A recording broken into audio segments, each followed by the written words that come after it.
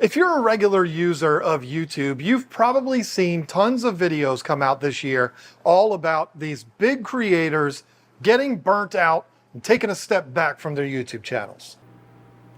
And you have probably seen me slow down posting on all my channels.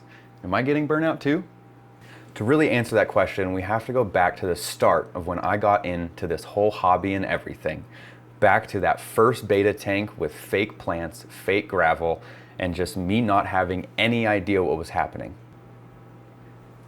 To researching about what aquascaping truly is, to understanding you can put real plants in a tank and they will grow amazingly, to seeing all the different types of beautiful fish that the freshwater hobby has. I remember when I first was getting into this, I had no idea all the beautiful types of fish, shrimp, catfish, all the endless amounts of options to making a tank or an aquascape gorgeous.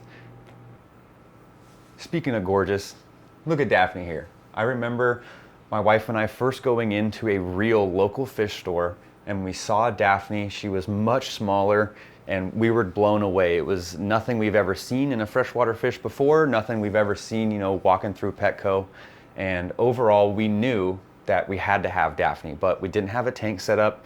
I didn't have any idea what aquascaping was or anything like that, but something in me told me, let's look into aquascaping and let's make Daphne a gorgeous home. And that's what we did.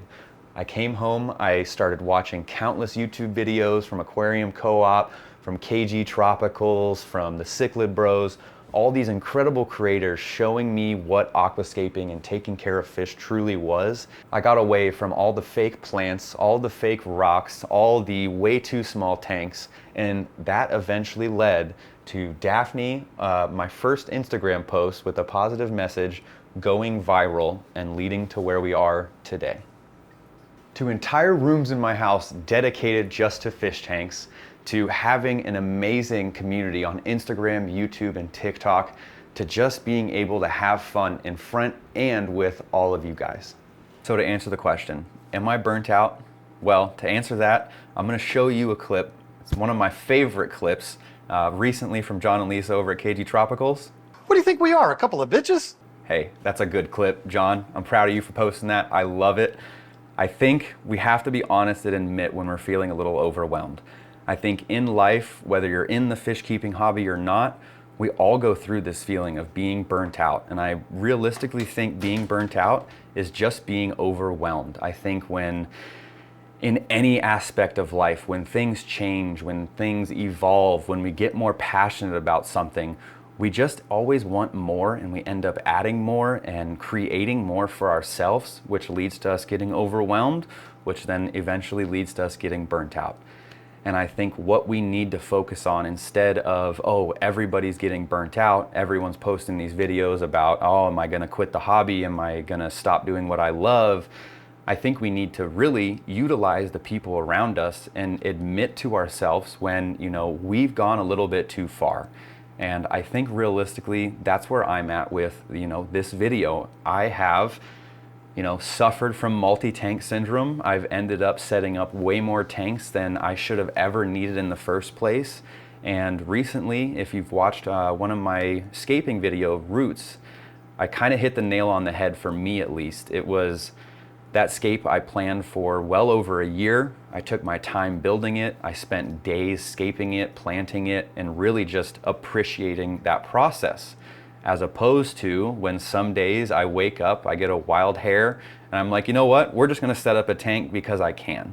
And it's just a tank I like. Sometimes the scape can look good, but you're not really invested in that tank. And at the end of the day, if you set up a new tank, whether it's a 10-gallon all the way up to, let's say, 125-gallon, that's adding at least 2 hours a week of maintenance for that tank. And let me tell you, once you get up to the numbers where I was of having 13, 15 tanks, if you have one tank that you're truly not invested in and you kind of just set it up, on a random Saturday or Sunday, you're probably not going to clean it and maintain it and take care of it as much as a tank that you spent a whole year prepping and weeks really making it perfect.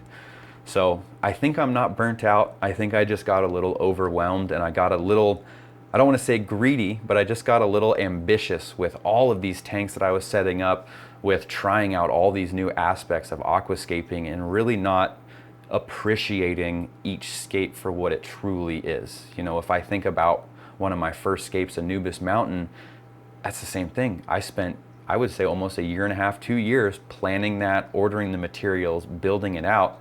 And that tank's still up today. And that tank is my priority number one whenever I do maintenance day, because I want that to continue for another 2 years of being set up. So realistically, I think we all just need to lean on each other, understand when we're feeling overwhelmed, and just be honest to ourselves. Hey, are you feeling overwhelmed? Did you do it to yourself? And how can we, you know, not eliminate and completely remove yourself from the hobby, but how can we really trim down some of the excess and find that natural balance of where, you know, I'm not spending 16 hours every week doing maintenance, you know, I'm not spending 10 hours every week doing videos, you know, maybe I'm spending 5 hours, you know, with a cup of coffee, sitting down, watching my fish, watching the plants, seeing how my scapes are evolving over the years, and really cherishing the small moments. It's something I practice and preach over all my posts on Instagram, but I think we just need to get back to really appreciating our tanks and really spending time creating scapes that we're gonna love for years to come. Well, with all that being said, I think right now I just wanna get back to the core of what got me into this hobby. I want to appreciate tanks that I spend a lot of time truly planning and building out and watching them evolve over a year or 2 years. I wanna stop dealing with just the small random tanks I set up on a whim. So right now, with next month me turning 30, me having a full-time career, and understanding that this is a hobby, you know, while I'm still trying to turn it into becoming an influencer, I just want to get back to enjoying the tanks for what they are and spending time making crazy aquascapes.